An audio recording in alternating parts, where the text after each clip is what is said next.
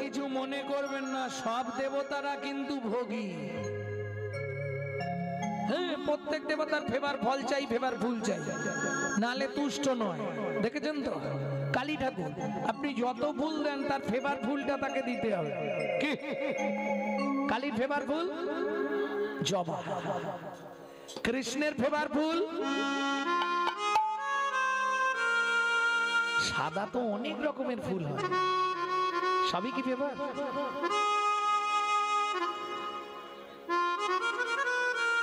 শ্বেত করবী দুর্গার প্রিয় ফুল। মন্ত্র পূজার সময় মন্ত্রগুলো শোনোনি? আশ্বিনে ন ভেষজে ন, আশ্বিনের ভেষজ কি? শেফালি। শেফালি, শেফালি বলছেন না? হ্যাঁ, শিউলি। গ্রাম বাংলায় বলে শিউলি নাকি?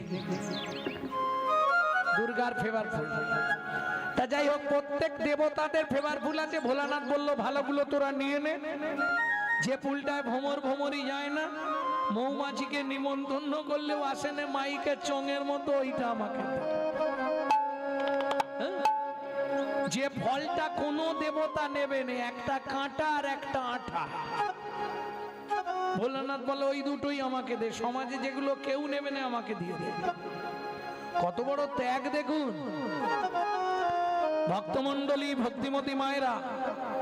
শিব অপমানের কারণে এই যে আপনারা জল ঢালছেন, এটা কিসে জল ঢালছেন? শিবলিঙ্গ। বাহ, কোথা থেকে পেলেন এটা? জানেন? জানেন না? শুনে নিন, আমি একটু বলে দিই। শুভেন্দু, আমি একটুখানি বলে দিই শিবলিঙ্গ সৃষ্টির রহস্য, কি করে শিবলিঙ্গ সৃষ্টি হলো একটু বলে দিই। ভক্তমন্ডলী, ভক্তিমতী মায়েরা, এক সময় শিব নিন্দা সহ্য করতে না পেরে পার্বতী সতী দেহত্যাগ করলেন। সতীর দেহত্যাগের পর ভোলানাথ ওই সতীর দেহটা তুলে নিয়ে ত্রিভুবন ঘুরতে শুরু করলেন, তাণ্ডব করতে শুরু করলেন। সতীর দেহটাকে ছিন্ন ছিন্ন করে নারায়ণ সুদর্শন চক্র দিয়ে কেটে কেটে ফেলে দিলেন। যখন সতীর দেহ আর ভোলানাথের কাঁধে নেই, তখন উন্মত্ত দিগম্বর, দিগম্বর মানে কোনো পোশাক নেই শরীরে, শিবের ওই রূপ দেখে দারুবনে ব্রাহ্মণ কন্যাগণ, ব্রাহ্মণীগণ তারা লালায়িত হয়ে গেলেন, শিবের পিছন পিছন যেতে শুরু করলেন। ক্রোধে অগ্নি প্রজ্বলিত নারায়ণ শিবের এই অবস্থা দেখে জগতে কলঙ্ক রটনা হয়ে যাবে, রাগেতে শিব কি করলেন? লিঙ্গ বর্ধিত করতে শুরু করলেন। পরিমাপ ব্রহ্মাকে বললেন, ব্রহ্মা তুমি ঊর্ধ্ব গতি দেখো কত দূর, আমি নিম্ন গতি দেখছি, স্বর্গমত্ত পাতাল ভেদ করে গেল। তখন নারায়ণ সুদর্শনকে আদেশ দিলেন, 12টা টুকরো করে দাও। যে 12টা টুকরো লিঙ্গ 12টি জায়গায় স্থাপিত হলো, যাকে বলা হয় দ্বাদশ জ্যোতির্লিঙ্গ। কেদারনাথ, অমরনাথ, বদ্রীনাথ দ্বাদশ জ্যোতির্লিঙ্গে রূপান্তরিত হলো। এইখান থেকে লিঙ্গ পূজা আরম্ভ এবং লিঙ্গের আবির্ভাব। প্রেম সে বলো চৈতন্য মহাপ্রভু কি। এইবার বলি, যখন ছিন্ন ছিন্ন করে দিল, জ্বালা সহ্য করতে না পেরে শিব গেলেন কোথায়? এক জঙ্গলের মধ্যে। সেটা কোন জায়গা? পাঞ্জাব প্রদেশের অন্তর্গত কটাস রাজ মন্দির। কটাস রাজ কেন? হরি বল। 3 মাস শিব ওই জায়গায় শুধু চোখের জল ফেলেছিলেন, কেঁদেছিলেন পার্বতীর জন্য। যা থেকে সৃষ্টি হয়েছিল শিবের চোখের জলে একটি সরোবর। ওটা হচ্ছে পাঞ্জাব প্রদেশের অন্তর্গত কটাসরাজ মন্দির, যেখানে শিবের চোখের জলে সরোবর সৃষ্টি হয়েছিল। যখন পঞ্চপাণ্ডব যুদ্ধ করতে যাবে, শিব আদেশ করলেন, যদি যুদ্ধে জয়ী হতে চাও তাহলে কটাসরাজ মন্দিরের সরোবরে গিয়ে স্নান করে এসো, তবে তোমরা যুদ্ধে জয়ী হতে পারবে। বোঝা গেল? ভক্তমন্ডলী, ভক্তিমতী মায়েরা, শুধু তাই নয়, কুন্তী মা ছোটবেলা থেকে যজ্ঞেশ্বর ভোলানাথের পুজো করত। সবাই বলে কৃষ্ণ ছিল বলে পঞ্চপাণ্ডব জিতেছে, এটা মিথ্যে কথা। কৃষ্ণ না থাকলেও পঞ্চপাণ্ডবই জিতত। কেন? পূর্ব থেকে নির্ধারিত হয়ে আছে। কবে বলবো? কুন্তী মা শিবের পুজো করতে যেত যজ্ঞেশ্বর ভোলানাথের, কখন? কুমারী অবস্থায়। তখন কুন্তী কুমারী, শিবের পূজা করতে। যখন বিয়ে হয়ে গেল তখনও কুন্তী শিবের পূজা করে। এইবার একদিন পর্বিত পর মুখোমুখি পড়ে গেল দুইজন, গান্ধারী আর কুন্তী। কেন? গান্ধারী কার মুখে শুনেছে যজ্ঞেশ্বর ভোলানাথের পুজো করলে সংসারে মঙ্গল হয় এবং তার ছেলেরা জয়ী হয়। এই যাব পুজো করতে। এইবার যেদিন গান্ধারী সকালবেলা গেছে, দেখে কুন্তী পুজো করে বেরোচ্ছে। কুন্তী, কি হয়েছে? তুই এখানে কেন? বলে তুমি এখানে কেন? আরে আমার এলাকা, আমি আসবো নি। কুন্তী বলে, শোনো, এই যজ্ঞেশ্বর ভোলানাথকে আমি কুমারী অবস্থা থেকে পুজো করি, তুমি তো আজ প্রথম এলে, এখানে হাত বাড়িও নি। কি করবি তুই? শোনো, আমি বলে দিলাম, কাল থেকে এখানে আর তুমি এসো না। কুন্তী বলে, তার মানে? আমি ছোটবেলা থেকে পুজো করি, আমি আসবো নি মানে? এই দুজনে এইবার মেয়ে ছেলে ঝগড়া, বোঝেন তো? আশকুর পাশকুর নিয়ে এবার বেঁধেছে ঝগড়া। এইবার হাতাহাতি হয়ে যাবে। তখন যজ্ঞেশ্বর ভোলানাথ বেরিয়ে এলেন মন্দির থেকে। কুন্তী, বাবা ঝগড়া বন্ধ কর। কেন বাবা? কাল সূর্য উদয়ের পূর্বে আমাকে 108টা স্বর্ণ চাপা দিয়ে যে পুজো করবে তার ছেলেরাই জিতবে, আমি তার দলেই থাকবো। এবার কুন্তী হচ্ছে ভিখারি, তার পক্ষে সম্ভব নয়, ভালো করে বুঝো। কিন্তু গান্ধারী তো বহু টাকা, গিয়ে এই দুর্যোধনকে বলে দিয়েছে। দুর্যোধন একবারে কারিগর বসিয়ে সোনার চাপা ফুল তৈরি করাচ্ছে সোনা দিয়ে। কুন্তী এসে মন খারাপ, হবে না। ভীম বলছে, মা খেতে দাও। কুন্তী বলে, আজ রান্না বন্ধ, সব কাঁচা খেয়ে মর। আজ আর রান্না করবো না, সব কাঁচা যা আছে খা। খেতে দেবে না মা? না। যুধিষ্ঠির বলে, মা কি হয়েছে? এই এই ব্যাপার। বলে, দেখো মা, আমরা গরিব মানুষ, আমাদের ওই স্বপ্ন দেখে তো লাভ নেই, শুধু শুধু। কুন্তী বলে, তাহলে কি হবে? খানিকক্ষণ পরে অর্জুন এসেছে। কি হয়েছে মা? তৃতীয় পাণ্ডব অর্জুন। কি হয়েছে? বললে, আরে বাবা, যজ্ঞেশ্বর ভোলানাথ বলেছে কাল সূর্য উদয়ের আগে ব্রহ্ম মুহূর্তে 108টা সোনার চাপা দিয়ে যে ভোলানাথের পুজো করবে তার ছেলেরাই জয়ী হবে, ভোলানাথ তাদের দলেই থাকবে। অর্জুন বলে, তা তুমি করবে? কোথায় পাবো বাবা আমি সোনার ফুল? আমি থাকতে তুমি ফুলের কথা ভাবছো মা? কটা দরকার বললে? 108টা। অর্জুন বলে, মা, ব্রহ্ম মুহূর্তে 1008টা স্বর্ণ চাপা মন্দিরে পৌঁছে যাবে, চুপ করে রান্না করো, খাওয়া দাওয়া করি। যুধিষ্ঠির বলে, মা, ওর খালি ফাঁকা আওয়াজ, ও কোনো কমবেন নয়, খায় দায় ঘুমায় আর খালি ফাঁকা আওয়াজ দেয়। তুমি ওর কথা বিশ্বাস করছো? কোথা পাবে? কি উৎখেতে খুদ নেই, বাতাসে নড়ে হাঁড়ি, আর তার বড় বড় খালি ভাষা কাঁড়ি কাঁড়ি। কি করে করবে? অর্জুন বলে, দাদা তুমি দেখে নিও, মুখ থেকে যেটা বেরিয়েছে সেটাই হবে। কেন? ভরসা তো তার একজন। হ্যাঁ, এ জীবনে যার কৃষ্ণ আছে তার আর কাউকে দরকার হয় কি গো? হরি আমার পরশমণি, হরি আমার প্রেমের খনি, হরি আমার পরশমণি, হরি আমার প্রেমের খনি, হরি আমার পরশমণি, হরি আমার প্রেমের খনি, হরি আমার পরশমণি, হরি আমার প্রেমের খনি। হরি নাম জপে যে জন সেই তো গুণের গুণমণি, হরি নামে জপে যে জন সেই তো গুণের গুণমণি। হরি আমার পরশমণি, হরি আমার প্রেমের খনি, হরি আমার পরশমণি, হরি আমার প্রেমের খনি। এবার যে ছেলে আয় করবে তাকে বেশি খাওয়া, একটু যত্ন করবে, অর্জুনকে খাতির করে খাইয়েছে। আর ভাইদের রাগ হচ্ছে, হ্যাঁ দেখেছো মা আজকে এখন অর্জুনের দল, খেয়ে দিয়ে ঘুমিয়েছে অর্জুন। আবার রাত্রে খাওয়া দাওয়া হয়েছে, সবাই ঘুমিয়ে পড়েছে।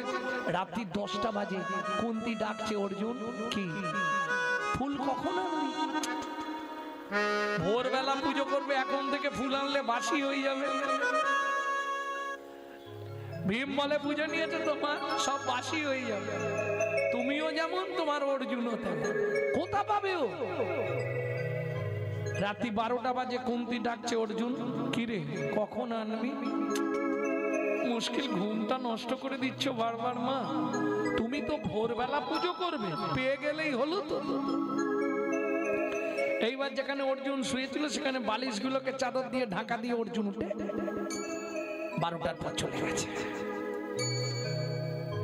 রাত্রি 3টে বাজে কুন্তি এবার ডাকছে, এবার তো যেতেই হবে, 4টে বেজে গেলে মন্দিরে যাবে। অর্জুন, অর্জুন বলতে, আরে ওঠ না। নড়ে উঠে চড়ে উঠে কুন্তি বলে, ভাগ্য আমার খারাপ, খালি হাতেই মন্দিরে যাই, দেখে গিয়ে কি। ভীম বলে, মা অর্জুন কিন্তু বেরিয়ে গেছে। বেরিয়েছে? হ্যাঁ বেরিয়ে গেছে, তবে ফুল কতখানি দিতে পারবে এটা জানি। ওটা পাবে মা, তুমি বুঝছো না? সোনার চাপা ফুল মানে কি 4টিখানি কথা। এইবার অর্জুন বেরিয়েছে বিষণ্ণ মনে, দীনবন্ধু দীনবন্ধু বলে ডাক দিয়েছে। ভগবান কৃষ্ণ এসে দাঁড়িয়েছে। কি হয়েছে অর্জুন? অর্জুন বলে, সখা মায়ের এই আশা। কৃষ্ণ বলে, এই বাণ দিলাম তোমার হাতে, ধনুকে বাণ যোজনা করে রাবণের ভাই কুবেরের যেখানে মালপত্র আছে শুধু মেরে দিও। এই বাণের ক্ষমতা যা চাইবে তাই এনে তোমার সামনে হাজির করে দেবে। বেশ, কুবেরের ধন লুণ্ঠন করে নিয়ে চলে এলো বাণ গিয়ে। একটা দুটো নয়, 1008টা সোনার চাপা এনে কোথায় ফেলেছে দেখুন, যজ্ঞেশ্বর মহাদেবের যে বেদি, বেদির উপর ঢাকা দিয়ে দিয়েছে। গিয়ে দেখছে মন্দিরের মুখ থেকে একবারে ভর্তি ফুল। কি ব্যাপার বাবা? আর ভোলানাথ তো চাপা পড়ে গেছে, খালি হাতটা বের করে ডাকছে, কুন্তি বাঁচারে, কুন্তি বাঁচারে। কি হলো? কোথা দিয়ে আওয়াজ হয়? দেখে ভোলানাথ হাত নাড়াচ্ছে। কুন্তি, এ কি অবস্থা রে? হায় হায় হায় হায় হায়, যে আমি মরেই যাবো, এটা চাপা দিয়েছে। কুন্তি ফুলগুলো সরিয়ে বাবা বেরিয়েছে। কি ব্যাপার? তোর ছেলে নই বাবা, ধন্য ছেলে তো। আমি তো 108টা চেয়েছিলাম, এ তো লাখখানেক চাপা দিয়ে দিয়েছে। কি করে হলো? তো সে ছেলে কোথায় তা তো আমি জানি না বাবা।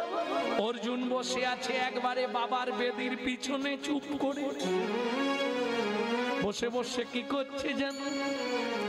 কাঁদছে আর গাইছে, যার কৃষ্ণই আছে তার ভয় কি আছে, যার কৃষ্ণ আছে তার ভয় কি আছে। ওগো মাগো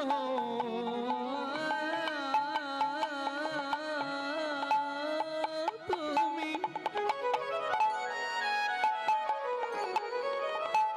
ভেবো না মা, যার কৃষ্ণই আছে তার ভয় কি আছে। ওগো মাগো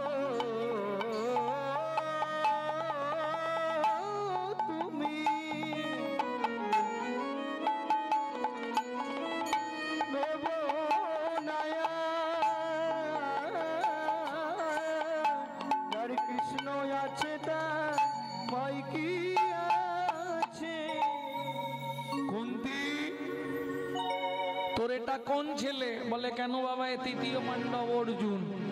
ভুলে যা। ভুলে যাবো মানে ছেলের নামটাই ভুলে যা। এ যে ছেলে জন্ম দিয়েছিস তুই, এর নাম অর্জুন রাখলে হবে না।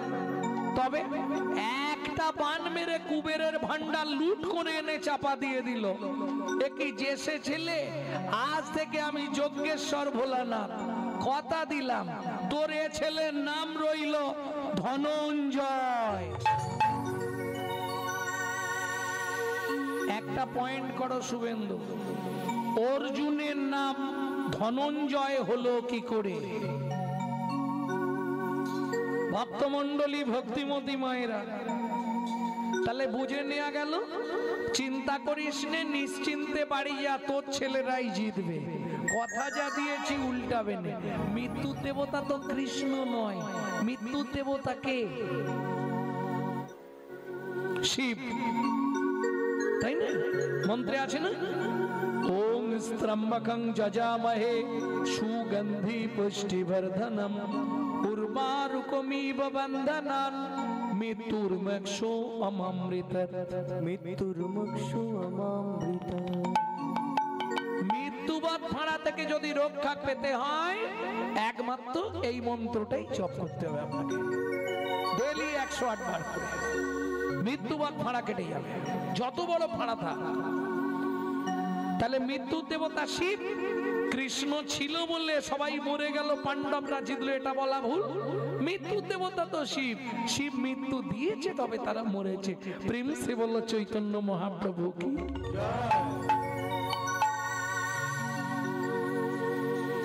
এইবার চলুন জায়গায় চলে যাই। তাহলে ভগবান যিনি, তিনি কিনা ফল ভিক্ষা চাইছে, এটা কি করে হয়?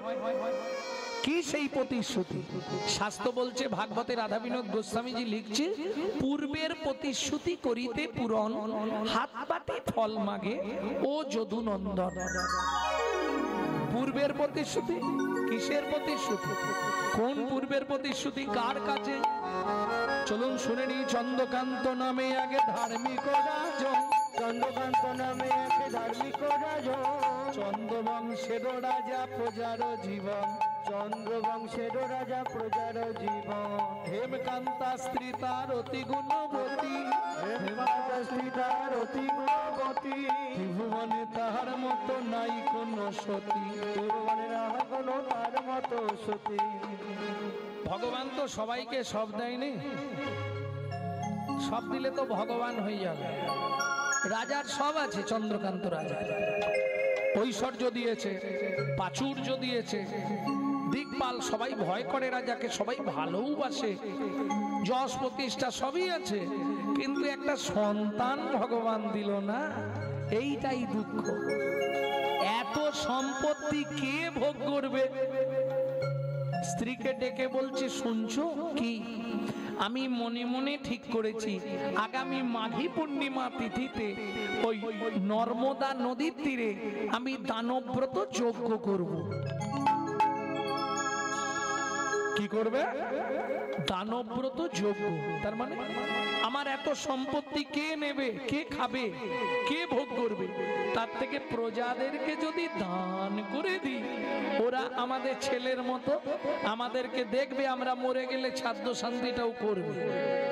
এটা তুমি খারাপ বলো না, তাই করো। মন্ত্রে ঢাডরা দিয়ে দাও।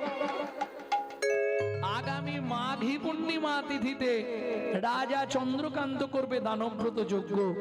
এই যজ্ঞে যে যা চাইবে তাকে তাই দেওয়া হবে। ঢাডরা পড়ে গেল। এইবার চলুন, মাঘী পূর্ণিমার দিন রাজা নর্মদা নদীর তীরে এলেন স্ত্রীকে সঙ্গে নিয়ে।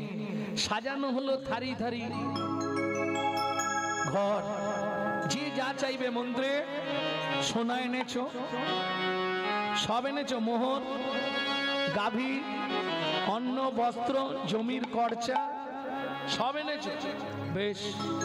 যে যা চাইছে রাজা তাকে তাই দিচ্ছে, কাউকে বিমুখ করছে না। কেউ বলছে মহারাজ আপনার মাথার ওই সোনার মুকুটটা আমাদের দিন, তাই রাজা দিয়ে দিচ্ছে। কেউ বলছে আপনি যে সিংহাসনটায় বসে আছেন সোনার, ওই স্বর্ণ সিংহাসনটা আমরা চাই। যে যা চাইছে, মহারাজ আপনার হাতের ওই আংটিটা খুলে দিন, ঠিক আছে। এত দান। ভগবান মনে মনে ভাবলেন, রাজা তুমি দান করছো বটে রাজা, কিন্তু একবার যে পরীক্ষা দিতে হবে, আমার খাতায় পাশ করতে হবে, তবে তো তুমি দাতা, তাই না? জগতে তুমি পাশ করে গেছো, কিন্তু আমার খাতায় না পাশ করলে তো তোমার রেজাল্ট আউট হবে। চলুন, তুমি কি নেবে? মন্ত্রী, একে এক বস্তা মোহর দিয়ে দাও, পোশাক কিনবে। তোমার কি চাই? রাজামশাই আপনি যে পালঙ্কে ঘুমান, ওই পালঙ্কটা দিন। বেশ, আমার পালঙ্কটা চেয়েছে। মন্ত্রী, আমার পালঙ্কটা ওকে দিয়ে দাও, হাতির দাঁতের পালঙ্ক দিয়ে দাও। তুমি কি নেবে? হিরে মুক্তা টিকিল দিন। ওকে এক বস্তা হিরে দাও, বইয়ের গয়না করবে হিরে দিয়ে। তুমি কি নেবে? হ্যাঁ, বাড়ি করে দিতে হবে। মন্ত্রী, একে বাড়ি করে দাও ভালো করে, তিনতলা, তিনতলা করে দিই, পাথর টাথর বসিয়ে এসি লাগিয়ে দেবে, কোনো চিজ। তুমি কি নেবে? 10 বিঘে জমি। 10 বিঘে জমি, 2 হালের গরু। 2 হালের গরু। মন্ত্রী, এই বুড়ো মানুষ মাপতে হবে না, ওকে একটা শুলো দিয়ে দাও মাসের, ও যতটা দরকার গিয়ে পুঁতে দিই। এই মন্ত্রী যাচ্ছে ঘোড়ায়, আর ও পাটি যাচ্ছে পায়ে হেঁটে। 5 বিঘে, 10 বিঘে, 15 বিঘে। মন্ত্রী বলছে 15 বিঘে হয়ে গেল। লোক বলে তোমার কি? রাজা তো বলেছে যতটা দরকার দিয়ে দেবে। আরেকটু যাই না, 20 বিঘে, 25 বিঘে। মন্ত্রী আবার হাঁক দিল, আরো কোথায় যাচ্ছ? বলে আরে রাজা তো বলেছে যতটা খুশি। 30 বিঘে, 35 বিঘের মাথায় গিয়ে পাটি মুখ থুবড়ে পড়েছে। মন্ত্রী ঘোড়া থেকে নেমে ডাকছে, ও ভাই ওটো, শুলো পোঁতো। আর কোথায় পুঁতবে, সেই পুঁতে গেছে। লোভে পাপ, আর পাপে মৃত্যু। মন্ত্রী ফিরে এলো। জমিদার রাজা চন্দ্রকান্ত জিজ্ঞেস করলেন, মন্ত্রী ওই যে বৃদ্ধ বয়স্ক লোক জমি নিয়েছে? বলে কি বলবো জমিদার বাবু, ইচ্ছা ছিল 35 বিঘে, কিন্তু ভগবানের ইচ্ছা পেল মাত্র 3.5 হাত। পরের জায়গা পরের জমি ঘর বানাইয়া আমি তো এই জমির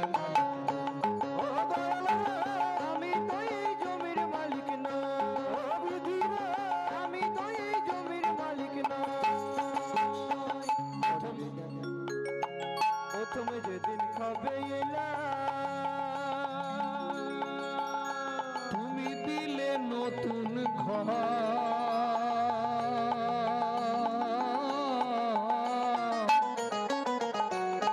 ঘরের কথা ভাবতে ভাবতে, ঘরের কথা ভাবতে ভাবতে, ঘরের কথা ভাবতে ভাবতে, ঘরের কথা ভাবতে ভাবতে তোমায় করলাম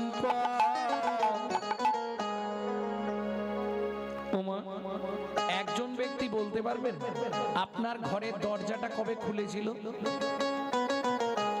বলতে পারবেন না? সে কি? আরে তোমার চোখ কবে খুলেছিল বলতে পারবে না? চেষ্টা করলেই পারবে। যাক, যদি বলতে পারো আমি কীর্তন ছেড়ে সারা লাইফ তোমার বাড়ি ঝাড় দেবো। কেন? মাতৃগর্ভে থাকাকালীন চোখ ফোটে, আর চোখ খুললে তবে বাচ্চা বাইরে আসার জন্য ছটফট করে। আচ্ছা, তাহলে খোলার ডেট বলা যাবে না, বন্ধের ডেটটা তো বলা যাবে। কেন? বলে বাবু খোলার ডেটও বলতে পারবো না, বন্ধের ডেটও বলতে পারবো। কেন? আমার ঘরের চাবি তোমার হাতে, ঘরের চাবি তোমার হাতে, ঘরের চাবি তোমার হাতে, ঘরের চাবি তোমার হাতে। সে ভাবনা ভাবলাম কই, আমি তো এই জমির মালিক।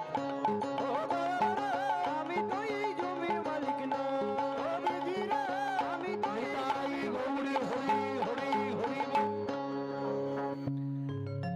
আমি এই জমির মালিক নই। আপনাদের যদি কলকাতায় কোনো আত্মীয় থাকে, আমরা অনেকেই ভাবি এই ঘরটা বুঝি আমাদের নিজস্ব ঘর। না, এটা ভুল করবেন। এটা আমাদের বাপ কেলে সম্পত্তি নয়, এটা ভাড়াটে ঘর। মাসে মাসে ভাড়া, যারা যদি কলকাতায় আপনাদের আত্মীয় থাকে জেনে নেবেন, 1 থেকে 5 তারিখের মধ্যে আপনাকে ভাড়া পেমেন্ট করতে হবে। ভাড়া না পেমেন্ট করলে হঠাৎ করে দেখবেন প্রবলেম দেখা দেবে। কি প্রবলেম? বাবু বলুন। ঘরে লাইট জ্বলছে না, ভাড়া দিয়ে যাবেন তো লাইট দেবো। বাবু বাথরুমে জল পড়ছে না, ভাড়াটা পেমেন্ট করবে তো জল ছাড়া হবে। এটাই সিস্টেম। এই ঘরেরও একই সিস্টেম। আপনি যদি সময় সময় ভাড়া না দেন, হঠাৎ করে দেখবেন স্যাটেলাইট অফ করে দিচ্ছে। মাঝে মাঝে দেখেননি ঘর এক সাইড ধসি দেয়, বাকি দেয়, রাস্তা কিছু নেই। পেমেন্ট আপনাকে করতেই হবে। ভাড়া না দিলে হঠাৎ করে বাথরুমে জল বন্ধ করে দেবে, পেট ফুলে জয় ঢাক, কিডনি ড্যামেজ। দুঃখ পেলে হবে না, দুটো জায়গায় আপনাকে দিতেই হবে, হয় ভগবানকে দে নালে ডাক্তারকে দে। দিতে হবে না কাদের? ওই